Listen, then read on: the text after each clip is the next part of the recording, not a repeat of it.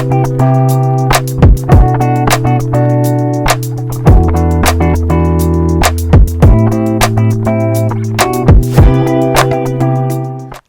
Menu சேனலருக்கு உங்களை அன்போடு வரவேற்கிறேன். இன்னைக்கு நம்ம கிச்சன்ல ஒரு சீ ஃபுட் ரெசிபி தாங்க பார்க்க போறோம். கணவாய் ரோஸ்ட். கடுகு நல்லா பொரிஞ்சதும் கருவேப்பிலை, பூண்டு, அரைச்சி வச்ச மசாலா, அது கூடவே ஊற வச்ச கணவாய் எல்லாத்தையும் சேர்த்து காரசாரமான ஒரு கணவாய் ரோஸ்ட் வீட்டில் எப்படி பண்ணதுன்னு பார்க்கலாம் வாங்க.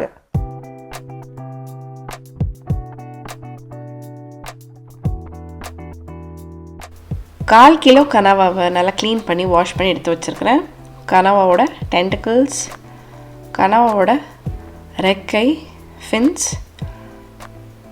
இது கனவாவோட பாடி.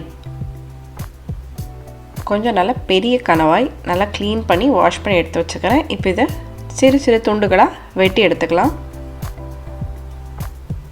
நல்ல தின்னாக நல்ல ரிங்ஸாக கட் பண்ணிக்கோங்க. இந்த ரெக்கைகளை சும்மா ரஃப்பாக சாப் பண்ணிக்கோங்க. இந்த டென்டிக்கல்ஸையுமே குட்டியாக சாப் பண்ணிவிட்டு இதை ஒரு 3-4 தண்ணியில் நல்லா வாஷ் பண்ணி எடுத்துக்கோங்க. அதுக்கப்புறமா 1/4 டீஸ்பூன் மஞ்சள் தூள், 1/2 டீஸ்பூன் மிளகாய் தூள், 1/2 டீஸ்பூன் உப்பு, கருவேப்பிலை போட்டு நல்லா பிசைஞ்சு மேரினேட் பண்ண விட்டுருங்க ஒரு 1/2 மணி நேரம். டைம் இல்லைன்னா ஜஸ்ட் அப்படியே கூட நீங்கள் ஸ்டார்ட் பண்ணிடலாம். இப்போது ஒரு 5 காஷ்மீரி சில்லி, 1/2 டீஸ்பூன் கொத்தமல்லி விதைகள், 1/2 டீஸ்பூன் சீரகம், 1/2 டீஸ்பூன் மிளகு எல்லாத்தையும் வறுத்து எடுத்துக்கலாம். கொஞ்சமாக 2-3 சொட்டு எண்ணெய் விட்டுட்டு நல்லா வாசம் வர வரைக்கும் நல்லா வறுத்துக்கோங்க. மிதமான ஃப்ளேமில் வச்சு கரிஞ்சிடாமல். அதுக்கப்புறமா நல்லா ஆறுனதுக்கு அப்புறமா மிக்சர் ஜாரில் சேர்த்துட்டு அரைச்சிக்கலாம். அது கூட 5 சின்ன வெங்காயம், ஒரு சின்ன துண்டு இஞ்சி, 4 பல் பூண்டு, 1/2 தக்காளி, 1/4 டீஸ்பூன் கரம் மசாலா எல்லாத்தையும் சேர்த்துட்டு நல்லா ஃபைனாக அரைச்சி எடுத்துக்கோங்க. தண்ணி விடலைன்னா, ஏன்னா தக்காளி வெங்காயம்லாம் சேர்த்துருக்கிறதுனால அதுவே போதுமானதாக இருக்கும். ஒரு இரும்பு பேனை நல்லா சூடு பண்ணிவிட்டு 2 டேபிள் ஸ்பூன் தேங்காய் எண்ணெய் சேர்த்துருக்கிறேன். 1 டீஸ்பூன் கடுகு உளுத்தம் பருப்பு. இந்த கடுகு நல்லா பொரியணுங்க. நல்லா பொரியும் போது அந்த கடுகுலேருந்து ஒரு வாசம் வரும். அந்த வாசம் இந்த டிஷ்ஷுக்கு நல்ல ஒரு ஃப்ளேவர் கொடுக்கும். 5 பல் பூண்டை இடிச்சிட்டு சேர்த்துருக்கிறேன்.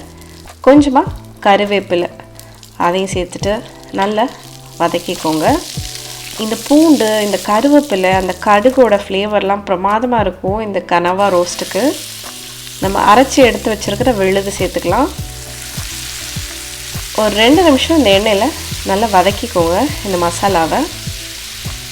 இந்த மிக்சர் ஜாரை அலசி அந்த தண்ணியுமே சேர்த்துக்கோங்க.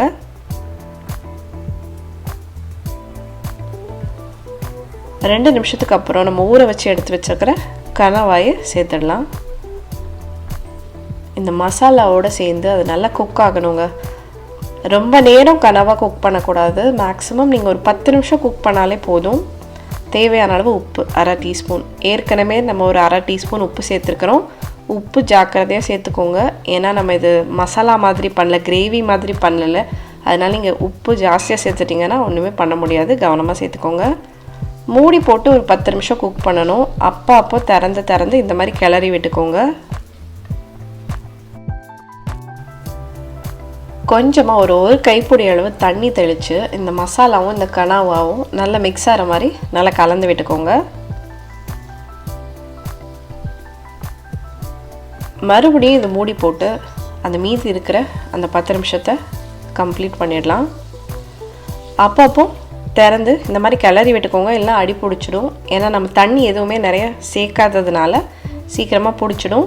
ஸோ ஃபைனலாக மூடி போட்டுடலாம். நீங்கள் அந்த சத்தத்தை கேட்டிருப்பீங்கன்னு நினைக்கிறேன். கனவா நல்லா குக் ஆகிடுச்சுன்னா அந்த மாதிரி டப் டப் டப் டப்பு சவுண்டு வரும். அதுக்கப்புறமா ஒரு 1/2 மூடி எலுமிச்சை பழத்தை சாறை பிழிஞ்சு விட்டுட்டு ஒரு 1/4 டீஸ்பூன் மிளகுத்தூள் இதுக்கு மேலே தூவிட்டு நம்மளோட கனவா ரோஸ்ட்டை சூப்பராக முடிச்சுக்கலாம். பிரமாதமாக ரெடி ஆகிடுச்சுங்க. ரொம்ப டேஸ்டியாக இருக்கும். ரொம்பவே ஃப்ளேவர்ஃபுல்லாக சூப்பராக இருக்கும். வாங்க இப்போது டேஸ்ட் பண்ணிவிட்டு எப்படி இருக்குதுன்னு பார்த்துடலாம். இது நீங்கள் தயிர் சாதம், ரசம் சாதம், பருப்பு சாதம், சாம்பார், வெரைட்டி சாதம், சும்மா சாப்பிட்றதுக்கே அட்டகாசமாக இருக்கும். கண்டிப்பாக ட்ரை பண்ணி பாருங்கள்.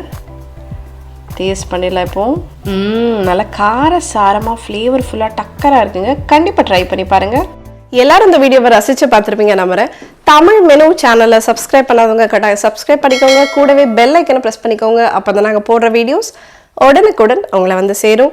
இந்த வீடியோ பிடிச்சதுன்னா எங்களுக்கு ஒரு லைக் தர மறந்துடாதீங்க. மேலும் மேலும் தரமான வீடியோஸ் போடுறதுக்கு எங்களை உற்சாகப்படுத்தும். நம்ம சேனலில் ஏற்கனவே கணவாய் ஃப்ரை, கணவாய் தொக்கு, கணவாய் எப்படி க்ளீன் பண்ணுறது எல்லாமே நான் போட்டுக்கிறேன். கண்டிப்பாக செக் பண்ணி பாருங்கள். இந்த கணவாய் ரோஸ்ட்டை கண்டிப்பாக வீட்டில் ட்ரை பண்ணி பார்த்துட்டு எப்படி வந்ததுன்னு மறக்காமல் சொல்லுங்கள்.